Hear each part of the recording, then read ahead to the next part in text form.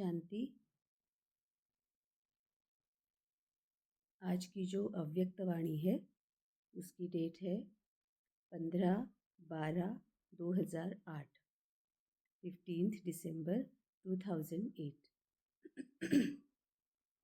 एक राज्य, एक धर्म, लॉ एंड ऑर्डर की स्थापना के समय स्वयं का परिवर्तन कर विश्व परिवर्तक बनो। एक राज्य, एक धर्म, लॉ एंड ऑर्डर की स्थापना के समय स्वयं का परिवर्तन कर विश्व परिवर्तक बनो।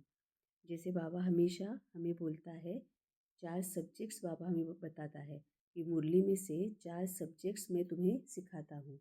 वो 4 सब्जेक्ट्स को तुम अच्छी तरह से सीख लो तो तुम आगे बढ़ोगे, है ना। एक है ज्ञान, एक है योग, एक है धारणा और सेवा। तो हमेशा बाबा बोलता है कि पहले तुम धारणा करो और उसके बाद तुम सेवा करो। जब तुम धारणा करके सेवा करोगे तो वो बहुत अच्छी सर्विस होगी, नहीं तो डिससर्विस हो सकती है ना। क्योंकि अगर कोई भी धारणा पहले की, मतलब हमने अगर वो अपन संस्कार को अपनाया, उसको यूज़ किया, बाबा की जो बताई हुई दैवी गुण, दैवी संस्कार और दैवी शक्तियाँ हैं, उनको अच्छी तरह से जान के पहले हमने उसको अगर अपना नेचुरल नेचर बनाया तो हम अनुभवी मूर्त बन जाते हैं, है ना। किसी भी बात का जब हमें अनुभव होता है तो दूसरों को समझना और समझाना बहुत सही होता है और एक्यूरेटली हम दूसरों को समझ भी सकते हैं और समझा भी सकते हैं। परखने की शक्ति वहाँ पर यूज़ होती है ना। तभी बाबा बोलता है कि अब जब एक राज्य आएगा, एक धर्म आएगा, क्योंकि बाबा उसके लिए ही आया है ना। एक राज्य, एक धर्म, ये बनाने के लिए ही बाबा आया हुआ है। ये जो अभी इंसान के बनाए हुए इतने सारे धर्म है, इंसान ने ज़मीन के टुकड़े टुकड़े करके इतने सारे राज्य बनाए हैं, है ना। वो ख़त्म करके अखंड भारत बनाने के लिए और एक आत्मा का धर्म, एक दैवी धर्म, ये बनाने के लिए बाबा आया हुआ है। तो लॉ एंड ऑर्डर वहाँ पर एक की ही स्थापना होगी। तो इसके लिए बाबा बोलता है सबसे पहले अपना परिवर्तन करना है और फिर विश्व का परिवर्तन करना है। अब स्वयं का परिवर्तन मतलब क्या? सबसे पहले स्वराज्य अधिकारी बनना। बाबा ने बहुत क्लियरली बताया हुआ है कि स्वयं का परिवर्तन करो। इसका मतलब एक तो स्वदर्शन चक्रधारी बनो। पहले मैं आत्मा, बाबा जो भी बोलता है वो आत्मा के लिए बोलता है। पहले मैं कैसी आत्मा थी और अब मुझ में कैसे कैसे चेंजेस मैं ला रही हूँ, है ना। क्या मैं चेंजेस ला रही हूँ? हर क्षण स्वदर्शन करते रहना है, अपना दर्शन करते रहना है। आत्मा में क्या क्या चेंजेस आए हैं उसका दर्शन करते रहना है। जब हम चेक करेंगे तब चेंज करेंगे, है ना। कि कल मुझ में अभी भी थोड़ा सा गुस्सा था, क्रोध में बीच बीच में करती थी, लेकिन अब मुझे बिल्कुल भी क्रोध नहीं आता है। गुस्सा तो मैं करती हूँ लेकिन क्रोध नहीं आता है ना। कल तक मैं झरमुई झरमुई करती थी, या आज सुबह भी मैंने झरमुई झरमुई की, थोड़ा सा इसकी बातें उसकी बातें, इधर की बातें उधर की बातें, देहभान में मैं आई, लेकिन अब मुझे वो नहीं करना है। अब मुझे अवेयर रहना है कि झरमुई झरमुई मुझसे ना हो। तो ये अपना अपना ही दर्शन करते रहना है। तो फिर चेक करेंगे कि कौन कौन से कमियां कमजोरियां मुझ में है और उनको मुझे निकालना है, भस्मीभूत करना है। तो जब हम स्वयं में परिवर्तन करेंगे तभी हम दूसरों को उनमें परिवर्तन करने के लिए हेल्प करेंगे, है ना। स्वराज्य अधिकारी बनेंगे तभी विश्व राज्य अधिकारी बन पाएंगे, है ना। वो कैसे बनेंगे? स्वराज्य अधिकारी, इसका मतलब ये है कि हमारे मन, बुद्धि और कर्मेंद्रिया हमारे कंट्रोल में है। मैं क्या देखूंगी, मैं क्या सुनूंगी, मैं क्या पढ़ूंगी, इससे पहले मैं क्या सोचूंगी, है ना, इस पर मेरा पूरा कंट्रोल है। तो जितना जितना मेरा मन, बुद्धि और कर्मेंद्रिय उन पर कंट्रोल होगा, उतना उतना मैं बाबा के समीप रहूँगी। जितना मैं बाबा के समीप रहूँगी, क्योंकि अब मुझे पता है कि मेरे लिए ये कंट्रोल रखना कितना ज़रूरी है। अगर मुझसे सकर्म होने चाहिए, अगर मुझे सुख शांति चाहिए, तो ये परिवर्तन करना कितना ज़रूरी है। ये मुझे पता है ना। तो मैं जितना जितना मन बुद्धि और कर्मेंद्रियों को कंट्रोल में रखूँगी, अच्छा देखूँगी, बाबा के ज्ञान के बारे में देखूँगी, पढ़ूँगी, सुनूँगी, मनन चिंतन करूँगी, बाबा के साथ बात करूँगी, विचार सागर मंथन करूँगी, उतना बाबा के समीप रहूँगी, उतना संपन्न बनूँगी, है ना, और उतना ही मैं बाप समान बनूँगी। ये सब करते हुए क्या कोशिश करनी पड़ती है, कहाँ पर प्रयत्न करने पड़ते हैं, है ना, किस किस स्टेजेस से गुजरना पड़ता है, ये सब मैं अच्छी तरह से जान पाऊँगी, क्योंकि ये इतना आसान नहीं है।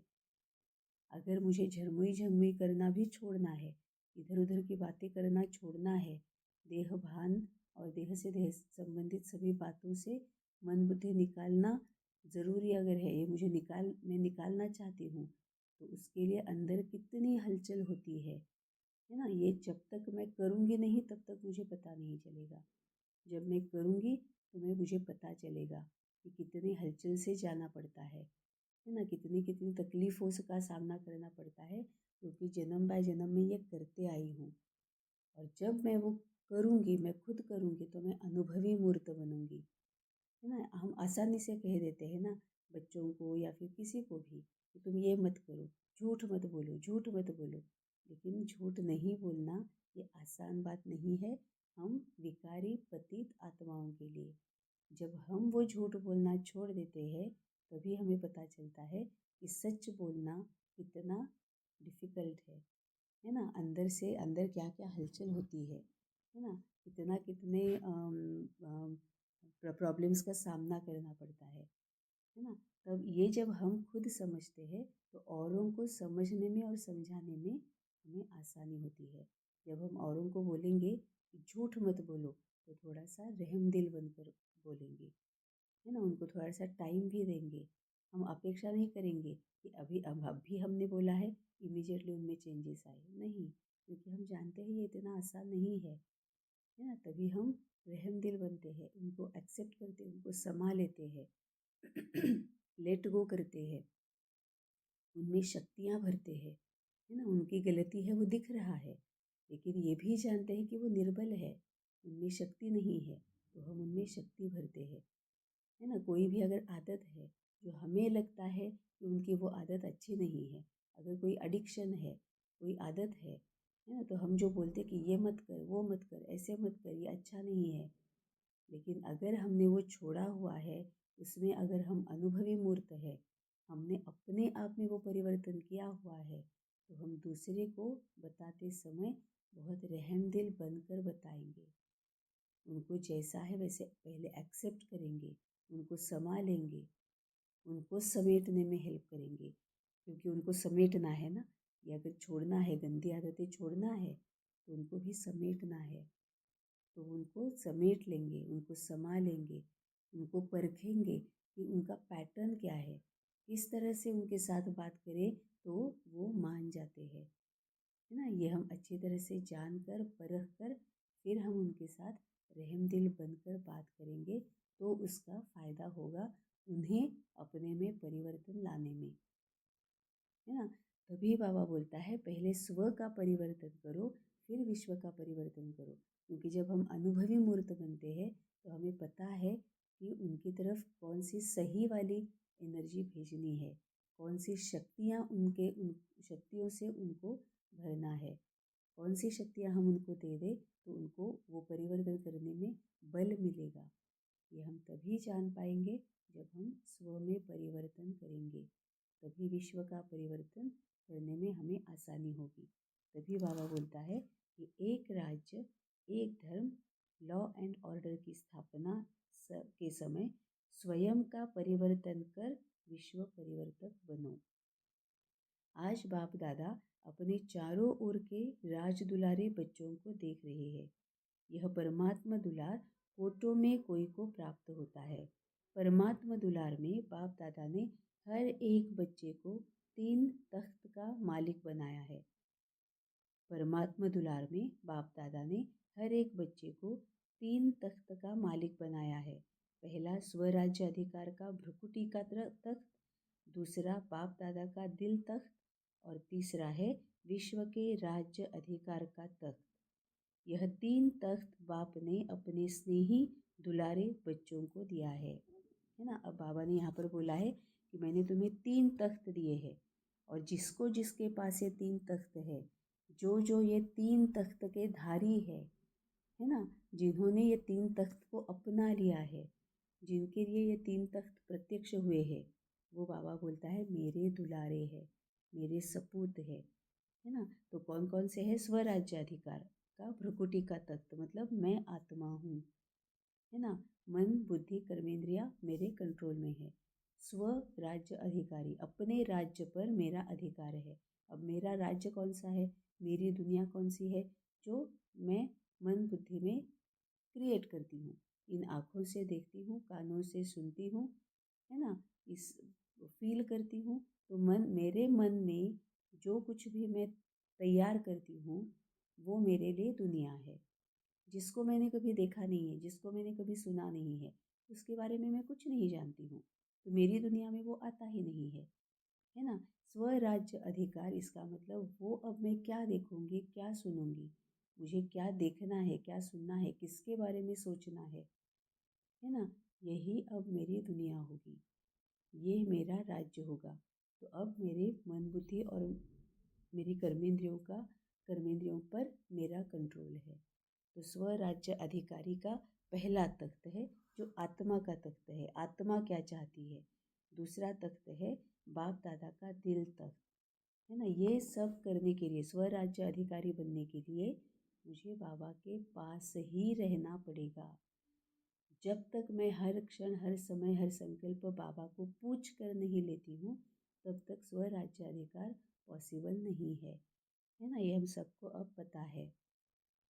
जब भी बाबा को पूछ कर हम कदम बढ़ाते हैं, चाहे वो आत्मा का हो या शरीर का हो, आत्मा का कदम हमारा एक एक संकल्प, तभी हम बाबा के पास बाप समान बन सकते हैं, स्वराज्याधिकारी बन सकते हैं। तो जब मैं बाबा के समीप हूँ तो संपन्न हूँ, तो बाप समान हूँ। तो जितने बाबा ने बताए हुए दैवी गुण, दैवी संस्कार, दैवी शक्तियाँ हैं, वो मैं अपने में धारण कर रही हूँ। तो मैं बाबा के दिल पर हूँ, बाबा के दिल के तख्त पर हूँ। तभी बाबा ने बोला है कि मैंने दूसरा तख्त दिया है, बाप दादा का दिल तख्त। मन मना भव, बाबा का दिल मतलब बाबा का मन, है ना। बाप दादा का दिल मतलब बाप दादा का मन, तो मन मना भव। जितना मैं मेरा मन बाबा के मन से जोड़ के रखूँगी, उतना मैं बाप दादा के दिल तख्त के अधिकारी बन जाऊंगी। और तीसरा है विश्व के राज्य अधिकार का तख्त, मतलब पूरी दुनिया पर मेरा अधिकार है। वो कैसे होगा? क्योंकि जब मैं स्वराज्य अधिकारी हूँ, मतलब मेरे मन बुद्धि कर्मेंद्रियों पर कंट्रोल है, इसका मतलब मैं दैवी गुण, दैवी संस्कार, दैवी शक्तियों से भरपूर हूँ, है ना। क्योंकि मैं बाप दादा के दिल तख्त के अधिकारी हूँ। और जितनी मैं दैवी गुण, दैवी शक्तियों से भरपूर हूँ, उतना ही मैं औरों को वो सभी शक्तियाँ यूज़ कर रही हूँ। औरों को, सभी आत्माओं को एक्सेप्ट किया, रहम दिल बनी, समझ लिया, समझा लिया। तो दूसरों से मुझे क्या मिलेगी? आशीर्वाद मिलेगी, है ना। वो लोग मुझे पूछने के लिए आएंगे कि तुम्हारे पास है क्या? वो खींचे चले आएंगे, मेरी तरफ आकर्षण होंगी, है ना। ये क्यों होगा? क्योंकि मैं बाबा के साथ कनेक्टेड हूँ, है ना। तभी बाबा बोलता है कि पहला स्वराज्य अधिकारी का भ्रुकुटी का तख्त, दूसरा बाप दादा का दिल तख्त, तीसरा है विश्व के राज्य अधिकार का तख्त। जैसे बाबा ने एक मुरली में बोला था ना कि जितने नॉलेजफुल होंगे उतने तुम सक्सेसफुल होंगे, है ना। ये बाबा ने एक बार बोला था। तो बाबा का कहने का मतलब वही है। तो ये 3 तख्त बाप ने अपने स्नेही दुलारे बच्चों को दिया है। तो यह तीनों तख्त सदा स्मृति में रहने से हर एक बच्चे को रूहानी नशा रहता है, क्योंकि आत्मिक स्थिति में ही हम रहेंगे। रूहानी नशा मतलब मैं आत्मा, मेरा परमपिता परमात्मा और सामने वाली आत्मा। तो सभी बच्चे बाप द्वारा प्राप्त वर्षे को देख खुशी में रहते हैं ना। सभी बच्चे बाप द्वारा प्राप्त वर्षे को देख खुशी में रहते हैं ना। दिल में स्वतः यह गीत बजता ही रहता है, वाह वाह वाह वाह, और वाह मेरा भाग्य वाह।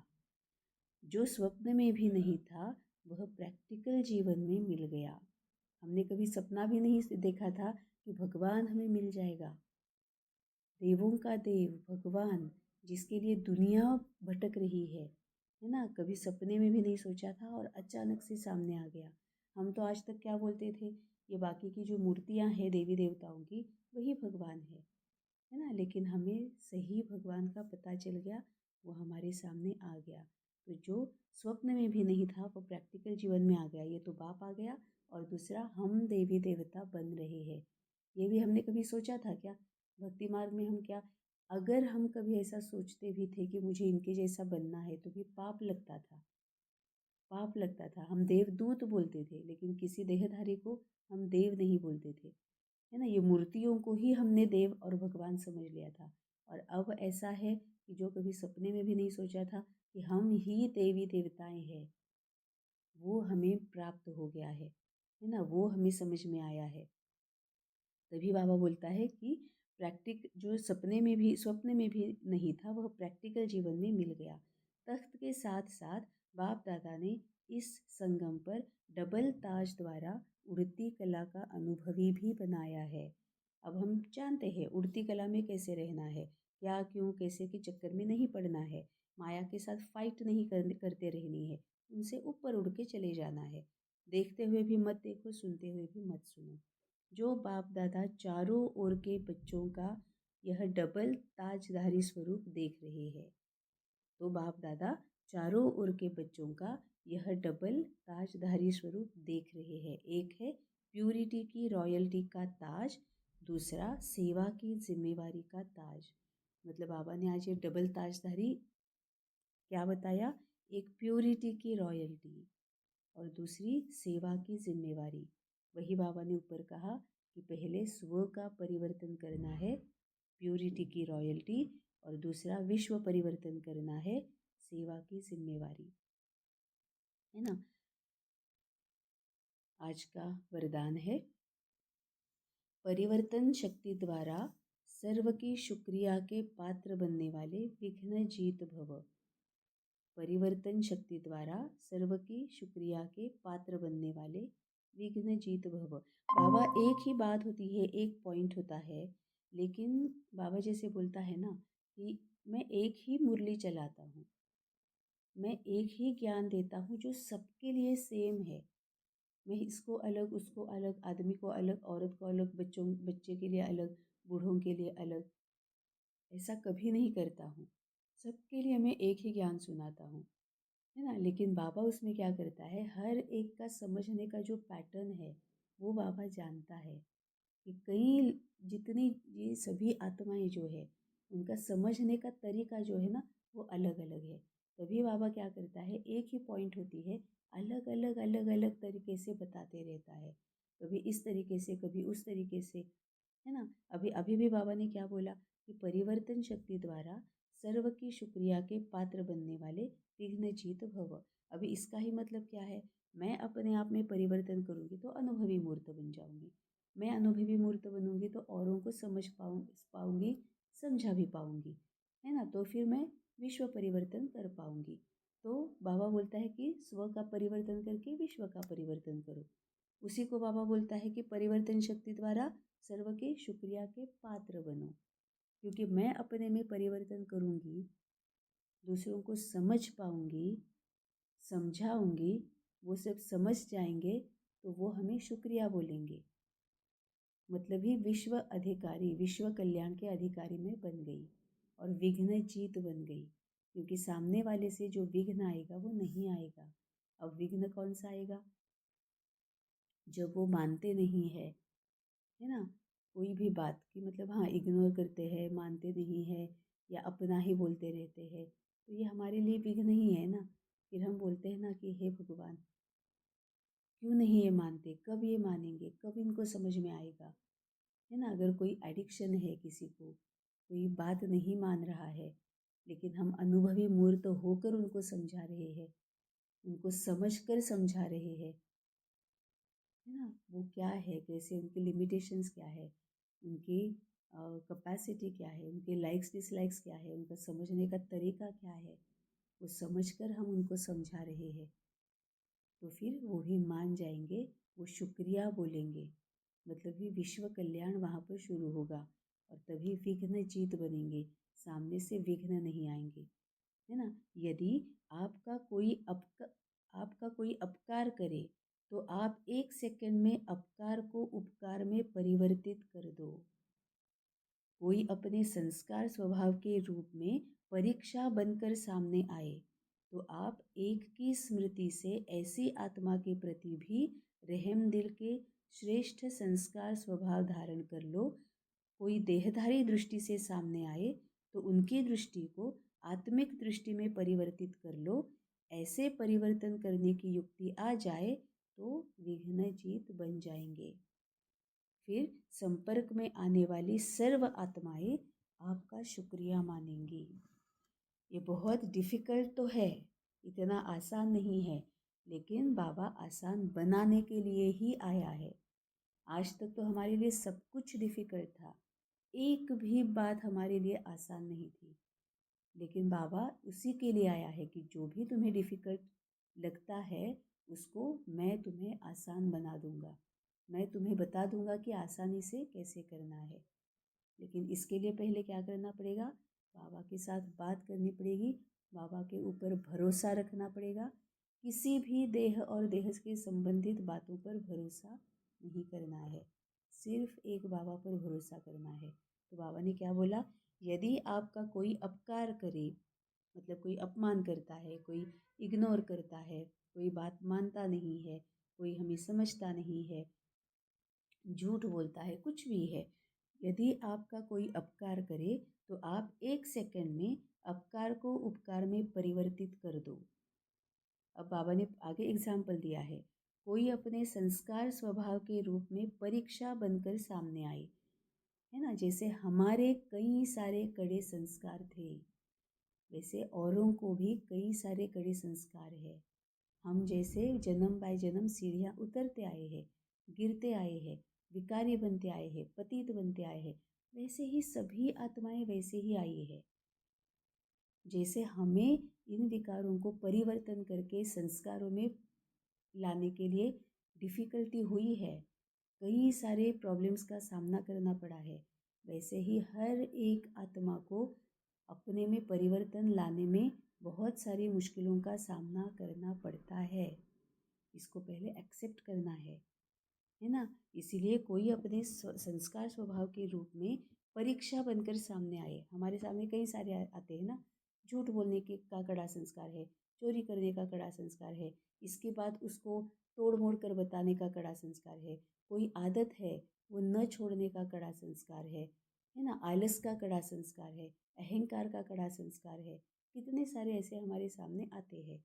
तो अगर कोई ऐसे परीक्षा बनकर सामने आए, हमारे लिए भी परीक्षा होती है ना, वही तो माया है, वही तो परीक्षा है, लेकिन उसी परीक्षा में से पास निकलना है, पास होकर निकलना है। इसीलिए तो बाप आया है, इसीलिए तो इतना सब कुछ कर रहे, अमृत वेले में उठ रहे, नुमा शाम कर रहे, पूरे दिन में अवेयर रह रहे हैं, लेकिन फिर भी अगर परीक्षा में पास नहीं हो रहे तो फ़ायदा क्या है। पूरा साल हम बच्चों को भी बोलते हैं ना, अरे पूरा साल स्कूल और कॉलेज में जाते हो, पूरा दिन दिन जाते हो, इसके लिए अपनी नींद को छोड़ते हो, अपने आराम को छोड़ते हो, मन में नहीं है मन को मार कर कभी कभी जाते हो, खाने पीने को भी थोड़ा सा साइड में रख कर तुम जाते हो, लेकिन फिर भी अगर वहाँ पर ध्यान नहीं दे रहे हो, वहाँ पर अगर तुम पढ़ाई नहीं कर रहे हो तो इतना सब कुछ करने से भी फ़ायदा क्या है। अगर परीक्षा में तुम अच्छे मार्क्स नहीं लाओगे तो पूरा साल इतना जो परिश्रम किया है, कष्ट लिया है, इतना सब कुछ एडजस्टमेंट्स कॉम्प्रोमाइज़ेस किए हैं, अगर परीक्षा में पास नहीं हुए तो उसका फ़ायदा क्या है। इसीलिए क्या करना है, अच्छी तरह से पढ़ाई करो, है ना। स्कूल में कॉलेज में जा रहे हो, इतना समय दे रहे हो, एनर्जी वहाँ पर दे रहे हो, सब कुछ दे रहे हो, तो पढ़ाई करो। तभी बाबा बोलता है कि ये सभी जो कड़े संस्कार वाले जब आत्माएं सामने आएगी तो वो हमारे लिए परीक्षा है, और बाबा क्यों है, उसी परीक्षा में हमें पास कराने के लिए बाबा है। तो ये जब परीक्षा बनकर सामने आए तो आप एक की स्मृति से, अब कैसे पास होना है वो भी बाबा ने बोला कि आप एक की स्मृति से ऐसी आत्मा के प्रति भी रहम दिल के श्रेष्ठ संस्कार स्वभाव धारण कर लो। मतलब बाबा ने फिर से क्या कहा, बस मेरे साथ रहो, मुझे पूछो क्या करना है, मुझे पूछो, मुझे सुनो, समझो और वही फॉलो करो, उसी रास्ते पर चलो। एक बार करके देखते हैं ना, बाबा इतनी बार बार बताता है तो एक बार करके देखते हैं कि सामने वाले की कोई गलती नहीं है। मैं जैसे कड़े संस्कार लेकर आई हूँ वैसे वो भी लेकर आया है। तो एक बार एक की स्मृति में रहकर बाबा क्या बोलता है वो सुनकर उसको फॉलो करके देख लेते हैं, है ना। और भी एक बाबा एग्जाम्पल दे रहा है कि कोई देहधारी दृष्टि से सामने आए तो उनकी दृष्टि को आत्मिक दृष्टि में परिवर्तन कर लो। सामने वाले जो आएंगे जो बाबा को जानते नहीं है वो देहधारी दृष्टि में ही आएंगे, है ना, देहधारी दृष्टि से ही आएंगे, क्योंकि उनको पता ही नहीं है कि देहधारी दृष्टि के अलावा और कौन सी दृष्टि होती है, उनको पता ही नहीं है। अब उसके लिए क्या बाबा ने बोला है, उनकी दृष्टि को आत्मिक दृष्टि में परिवर्तन कर लो। जो हम करते हैं ना, एक दूसरे की आंखों में आंखें डाल कर बैठते हैं दृष्टि देने के लिए, है ना, कि हम दृष्टि दे रहे दृष्टि दे रहे। इसका मतलब ये है कि उनका नज़रिया बदलो, उनको आत्मिक दृष्टि दे दो। मनसा वाचा कर्मणा वो करना है, सिर्फ आंखों में हम सब कुछ फिजिकली ही ले लेते हैं। बाबा आत्मा के लिए बोलता है, हम फिजिकली लेते हैं। तो सिर्फ उनकी आंखों में आंखें डालकर बैठने से क्या उनका नज़रिया चेंज हो जाएगा? कितना चेंज हो जाएगा? अगर हो भी जाएगा तो कितना चेंज हो जाएगा? सिर्फ उसी से काम नहीं चलेगा। तो उनकी वो दृष्टि जो है उसको परिवर्तन करना है देहधारी से आत्मिक दृष्टि में। तो उनका नज़रिया चेंज करना है ना। तो वो उनको जब हम रहम दिल बनेंगे ना, एक कई बार ऐसे हमने एक्सपीरियंस किया है, अगर कोई सामने वाली आत्मा हमारा इंसल्ट करती है ना, बाद में उनको रियलाइज़ होता है कि अरे मैंने ऐसा नहीं बोलना चाहिए था। और वो आकर जब बोलते हैं कि सॉरी मुझे ऐसे नहीं बोलना चाहिए था, लेकिन मैंने बोल दिया तो आई एम सॉरी। तो हम क्या बोलते हैं, अरे इट्स ओके नो प्रॉब्लम। तो क्या हुआ, शायद तुम कोई प्रॉब्लम में थे, शायद तुम्हारे दिमाग में कुछ और चल रहा था, तुम किसी तकलीफ़ में रहोगे, इतना क्या है, वो तो चलता रहता है। It's okay, late it go, forget it. जब हम ऐसा बोलते हैं तो वो बहुत ज़्यादा एकदम से ना सरप्राइज़ हो जाते हैं कि सच में, और उसके बाद भी हम वो दिमाग से निकाल देते हैं और हम बहुत अच्छे से उनके साथ बर्ताव करते हैं। वो बात फिर हमारे ना बोलने में और ना एक्शन में कभी उनको दिखाई भी देती है ना। तो उनको वो परिवर्तन, उनमें परिवर्तन हो जाता है, वो शुक्रिया बोलने लगते हैं, उनको समझ में आ जाता है कि इनमें कुछ तो अलग है ना। तो यही, इसी से ही तो स्वयं के परिवर्तन से विश्व का परिवर्तन शुरू हो जाता है ना। यहाँ से ही देहधारी दृष्टि से आत्मिक दृष्टि बनना शुरू हो जाता है। ये छोटी छोटी बातें होती है, इससे ही शुरू हो जाता है ना। तभी बाबा बोलता है कि कोई देहधारी दृष्टि से सामने आए तो उनकी दृष्टि को आत्मिक दृष्टि में परिवर्तित कर लो। ऐसे परिवर्तन करने की युक्ति आ जाए तो विघ्न जीत बन जाएंगे। घर पे भी अगर कोई होते हैं, है ना, तो हम अगर उन्होंने कोई इंसल्ट किया, बात नहीं मान रहे हैं, क्रोधित नहीं होना है, अपेक्षाओं में नहीं जाना है। जब हम क्रोधित नहीं होते हैं, है ना, अगर सपोज़ कोई घर में है, उनको पता है कि कोई एक चीज़ खाने से उनको तकलीफ़ होती है, फिर भी वो खाते हैं, उनका अपने ऊपर कंट्रोल नहीं है, वो खाते हैं। हम अगर गुस्सा करेंगे, चिड़चिड़ापन करेंगे, उससे कोई फ़ायदा नहीं होगा। हम भी विघ्न में जा रहे हैं, वो भी विघ्न में जा रहे हैं, है ना। लेकिन हम अगर उनको समझ लेंगे और समझाएंगे, सही एनर्जी से उनके साथ बात करेंगे, जैसे ऊपर बाबा ने बोला है ना, उनका समझने का पैटर्न क्या है, उनका समझने का तरीका क्या है, एक की स्मृति में रहकर अगर हम उनको बताएंगे, देखो ये ठीक तो नहीं है लेकिन फिर भी तुम कर रहे हो, देखो अभी तुम्हें तकलीफ़ हो गई ना, एसिडिटी हो गई ना, अभी देख लो, मुझे ऐसे लगता है कि तुम्हें थोड़ा सा कंट्रोल अपने आप पर रखना चाहिए, and just let it go. बार बार बार बार उसके ऊपर फोकस मत करो।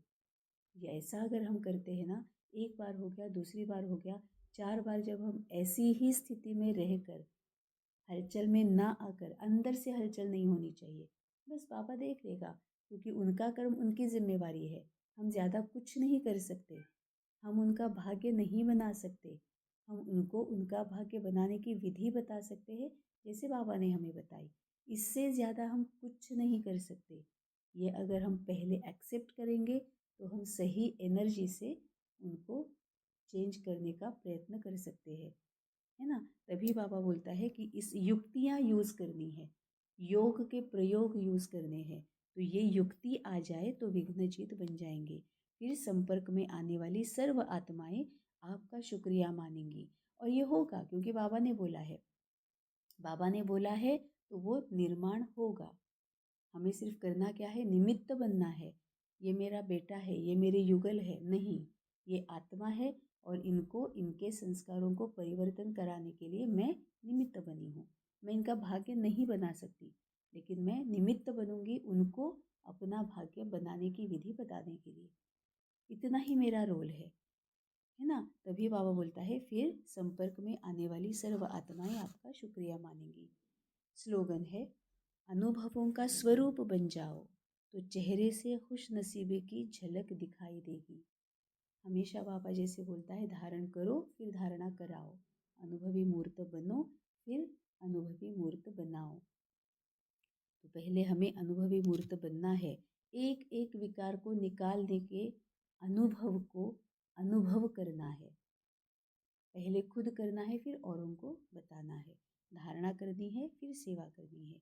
अव्यक्त इशारे, अनेक देश अनेक भाषाएं अनेक रूप रंग होते भी सबके दिल में एकता दिखाई दे, क्योंकि एक बाप के बच्चे हो। सब एक ही वृक्ष की डालियां एक की श्रीमत पर चलने वाले हो। भिन्नता में एकता दिखाना, बिगड़ी को बनाना, अनेकता में एकता लाना, ये सबसे बड़ी सेवा है। यही कमाल है और यही सफलता का आधार है।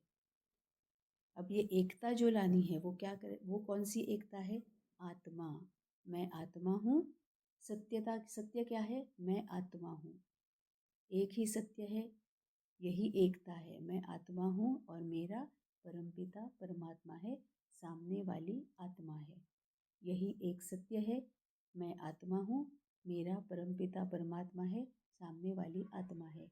यही एकता है। जैसे ही मैं आत्मा हूँ आता है, वैसे मैं ज्ञान स्वरूप हूँ। अब ज्ञान कौन सा आया कि मैं सीढ़ियाँ उतरते आई हूँ। कौन सा ज्ञान आया? मैं पूरी विकारी हूँ। कौन सा ज्ञान आया? मैं पूरी पतित हूँ। अब क्या करना है? कौन सा ज्ञान आया? तभी मैं इतनी दुखी हूँ, परेशान हूँ, अशांत हूँ, डरी हुई हूँ। अब क्या ज्ञान आया? मुझे सिर्फ बाबा ही इसमें से निकाल सकता है।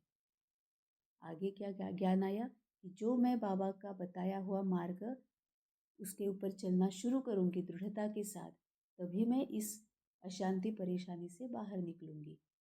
तो मैं अनुभवी मूर्त हूँ। ये सब ज्ञान है, ये मुझे पता है, बाबा ने याद दिलाया है।